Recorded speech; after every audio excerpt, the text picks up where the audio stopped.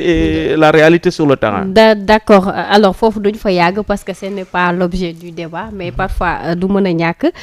Point bi nga ma bëgg rek très rapidement ñu ñëw ci mooy ñu bëri tey ñu ngi jàpp ni peut-être carte blanche bi ñu tegal président moom moo tax mu am problème mu def choix de ce fait tey coalition bu toll ni Benno Bokk Yaakaar tey waruñu woon mën a am problème mu désigner kan mooy nekk seen candidat étant donné que depuis le début su fekkoonte ni président il est conscient que ni du def troisième mandat waroon na génnee deuxième dauphin wam de ce fait problème bii du am même bu fekkee Alioune Badara nekkatu fi Alioune Badara Cissé nekkatu fi parce que moom moo waroon nekk voilà paix à son âme moom moo waroon nekk peut-être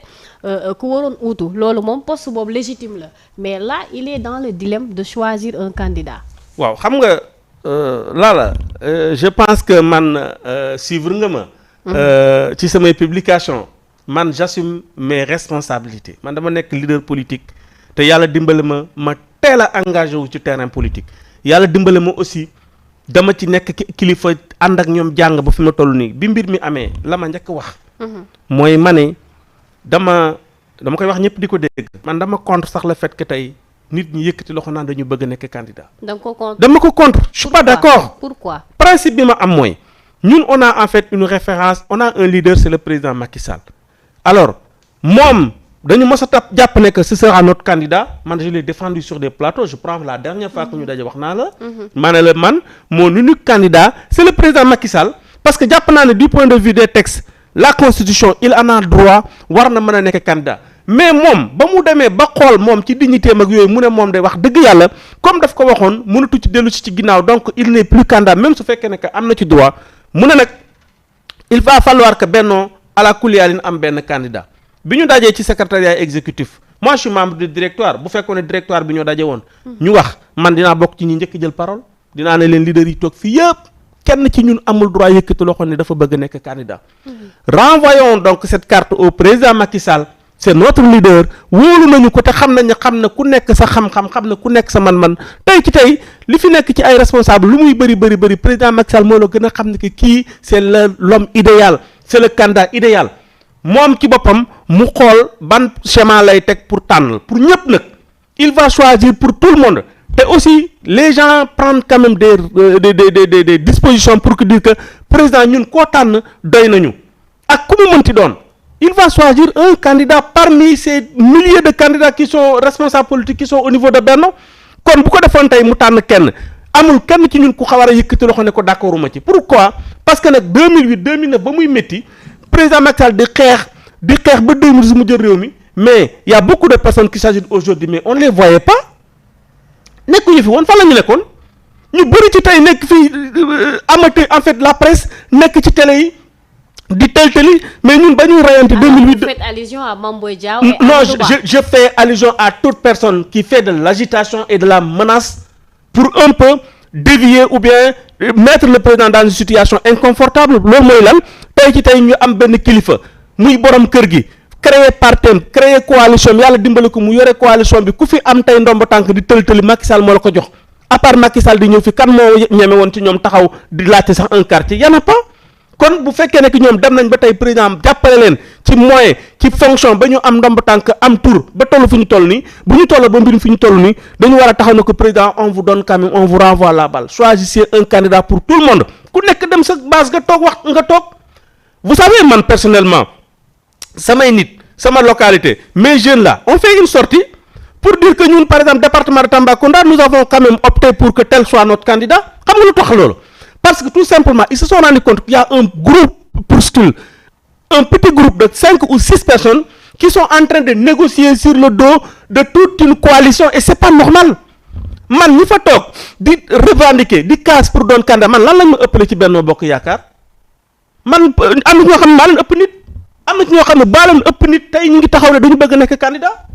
ils sont maires peut-être d'une petite commune de rien du tout tey ci tey ñoo taxaw ne dañu bëgg nekk candidat ma ne li ma wax mooy personne ne devait lever la main le président Macky Sall devait choisir son candidat un candidat consensuel boo xam ne bu ko tànn ñëpp ci ànd ñu dem élection Benno Bokk Yaakaar est largement majoritaire dans ce pays au moment où que lui il n'est plus candidat quand même on devait lui donner quand même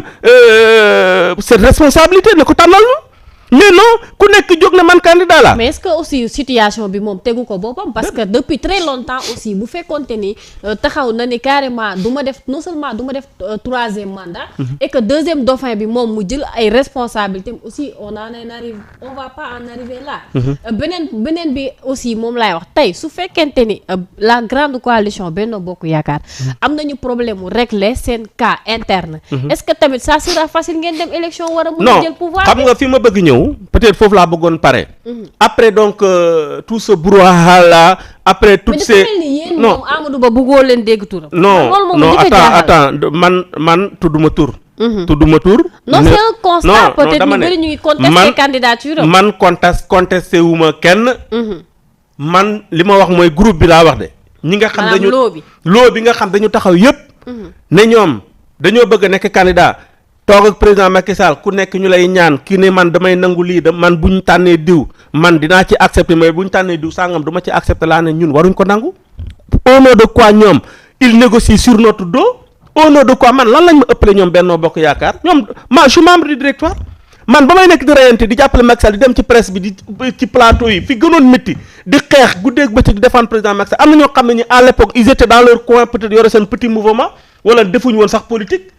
ñun ñu nekk ci di xeex ba tey au nom de quoi ñoom ñu dem tey toog autour d'une table di négocier sur notre dos man loolu laa ne waruñ ko woon nangu il devait donner la responsabilité au président Macky Sall de choisir un candidat de son choix koo xam ne kii bu ko jëlee ñëpp ci ànd ñu rangé wu Benno Bokk Yaakaar yëpp rangé wu jàppale ko léegi nag bu ñu demee ba kooku am benn mandat ñu fal ko su defee benn mandat su paree su dee ne président Macky Sall peut-être il n'est plus sur le terrain politique su boobaa ku mu neex nga jóg taxaw dem créer sa candidature bopp wala nga génn ne man dama yore sama parti damay nekk candidat su dee ne man ba nga Ibra Ndiaye ànd na ak yow mu ànd ak yow jàppale su àndula yow mu dem ci keneen mais période bi ñu toll nii c'est le régime du président Macky Sall c'est lui qui devait être candidat. léegi nag comme lui il devait être candidat à la dernière minute il a décliné pour dire que je ne suis plus candidat bu fekkoon ne ñu am xel lañu dëgg dañu naan ko yow de comme yow yaa war a nekkatoo léegi tànnal ñu koo ñu tànnal kanaa ma ne dama ne man. président Macky Sall xam na Benno Bokk Yaakaar xam na APR yaakaar fii ku ci nekk li nga man président Macky Sall xam na ko ci wàllu xam-xam ci wàllu alal ci wàllu management ku lu ci président moo ñu gën a xam kon il allait choisir un très bon candidat pour tout le monde et puis ñëpp aligné wu mais non chacun est en train de s'agiter dans son petit coin di alimenter ay des militants les gens sont en train de poster à gauche à droite des articles par-ci par-là mais dama ne en 2008 2009 fan la ñu nekkoon tous ces gens là qui s'agitent aujourd'hui pour dire que way man war naa nekk candidat di gonflé wu ñoom 2008 fan la ñu nekkoon ils étaient où il faut qu'on se pose ces questions là wala ñoom dañu yaakaar ñoom ñoo gën a jàng nit ñi wala ñoom dañu gën dudd nit ñi ba tey ñu taxaw président Macky tax waroon nañ ko yombalal bu tëdd bi ne ko xoolal heure bu la neexee nga tànnal ñu candidat et inchallah je sais qu'il fera un très bon choix parce que Macky Sall doon na président Macky Sall doon na koo xam ne kii kenn mënu ko menacer kenn mënu ko influencer ci ay affaire manipulation parce que il connaît tout ce monde là il va choisir il va faire un très bon choix maintenant le problème c'est après ça quand le président Macky Sall aura choisi son candidat képp koo xam ne ki da nga ànd ak ngor te nekkoo jaam pour man da nga war a aligner wu sur le choix du président Macky Sall pour qu'on aille aux élections képp ku jadd waroo woon xaar ba booba ngay jadd parce que ku fi am tey alal wala nga am fi tey ndomb tànk nga am ay moyens président Macky Sall moo la ko jox kon nañu gore. D'accord, c'est un discours que je lance à l'endroit de tous ces gens. Mais est-ce que si conditions yi dina yomb aussi pour que tey ngeen mën a dem élection li ngeen seen objectif ngeen atteindre ko déjà président ba tey il tarde à choisir on sait pas le pourquoi dégg na fi génn na fi sax ne mujj gi Moustapha Niasse na bàyyi pour mu nekk ñoom seen biir. waaw non xam nga ku xam Macky Sall ñàpp naa ne ñi nekk ci terrain politique bi yëpp bokk na ñi fi dàq mën a politique kon man je ne suis jamais inquiet sur le fait que tànnagul ba tey parce que c'est en fait un scénario. Ok, on a quand même des adversaires on a une opposition. On a peut-être des leaders tapis dans l'ombre nit ki boo teelee feeñ dañ lay suul pour man il faut attendre la dernière minute. Le candidat va sortir. Les gens vont le soutenir il va aller chercher donc ses parrainages ñëpp jàppale ko et Benno Bokk Yaakaar c'est une machine électorale li ma leen wax nee naa leen Benno Bokk Yaakaar et moi quand même j'ai utilisé quand même des démonstrations mathématiques pour leur montrer que le Benno est largement majoritaire dans ce pays parce que élection de base yi nga xam ne ni mooy élection législative yi ñu mujj def le Benno s'en est sorti avec presque 46%. C'était moins de 4% moo taxoon amul majorité mais da ngay jël ay localité damay jël benn exemple ku mel ni que Sédhiou par exemple boo demee Sédhiou Benno avait gagné presque toutes les communes ñu ñëw aux élections des députés Benno a perdu le poste de député cela veut dire que les gens n'étaient pas d'accord sur le choix du député qui a été choisi mais en réalité foofu yëpp ñoom Macky Sall la ñu àndal kon le candidat qui sera choisi par Macky Sall bu ñëwee tey